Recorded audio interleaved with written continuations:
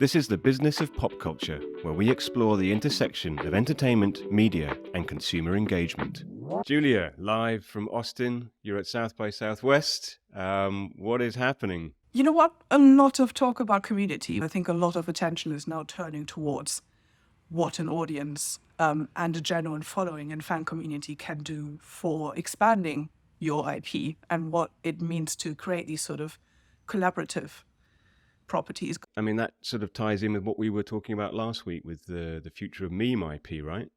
It really does, doesn't it? In fact, I went to a panel with Lego and Pinterest on world building for brands, and they actually mentioned Goncharov, the greatest Scorsese movie never made.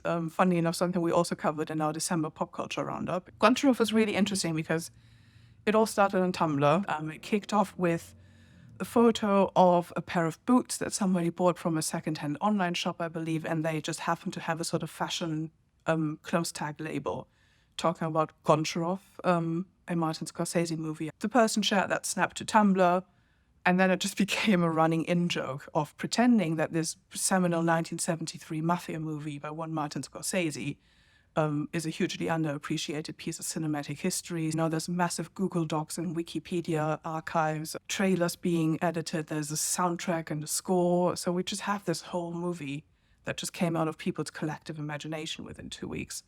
And that's the kind of thing that then feeds into creating an IP and something that makes a narrative, even like a huge sprawling one, more of a playground than a library.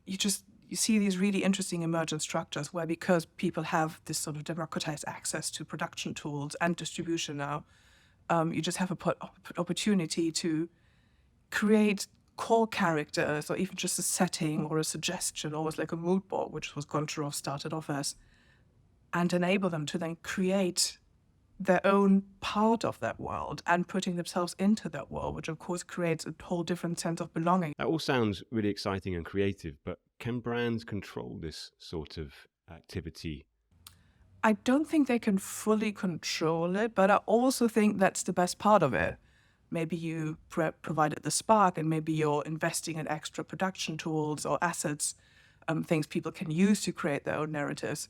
But if you communicate that you have voluntarily given away part of that sort of universe that you're trying to build to the community surrounding your brand, I think it was actually make like a really revolutionary step in acknowledging the way that online communities work nowadays. And it reflects how especially the upcoming generations are much more used to being in creative spaces where they contribute their own visions to the shared narrative, which is really all that's happening in social gaming platforms like Roblox and Rec Room.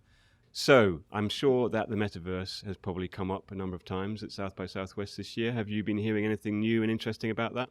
This year we're seeing, after the sort of first frenzy, but more sober evaluation of what's actually possible. So really influential voices in the spaces like Kathy Hackle have been saying they're seeing more of an emergence of like a Metaverse Web 2.5, where people are much more interested now into looking into what the connective tissue or the bridges are going to be. So we're getting yet again more conversations about mixed reality experiences, geolocated opportunities, and also just enhancing live events with a digital layer. Niantic had a huge activation. They took over one street corner, Niantic being the people behind Pokemon Go and NBA All Worlds, and then just now in Austin launching a new social geolocated app called Truffle, where people essentially get to explore an augmented reality version of the map of the local neighborhood, and then they, in augmented reality, drop little markers, mostly for their friends. It all functions in sort of, private share groups, so it feeds into the smaller social and private social movements we've been seeing,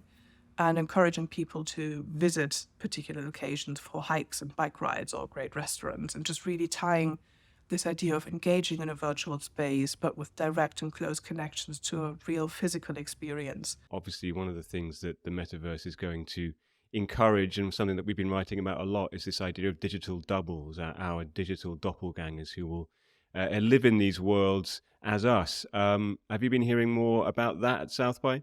Yeah, I went to a session with Taryn Southern, who has worked with the Tel Aviv tech company Hour One to create a virtual double for herself, mostly for recording sessions like this. So she'd realized part of the reason why she originally stopped doing YouTube videos back in, I believe, 2017, is because even though she enjoyed the writing and researching and scripting of videos, she really hated the process of then, getting ready to get on camera, put on makeup, style her hair.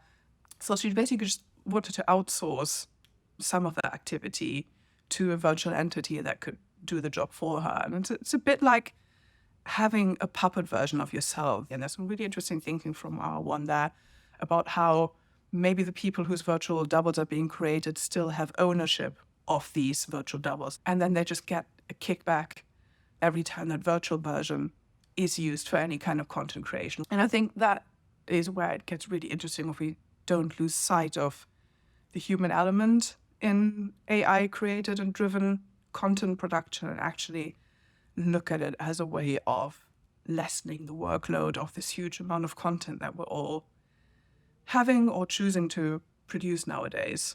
Fantastic, Julia. Thanks so much for taking the time from your busy South by Southwest schedule to join us for this.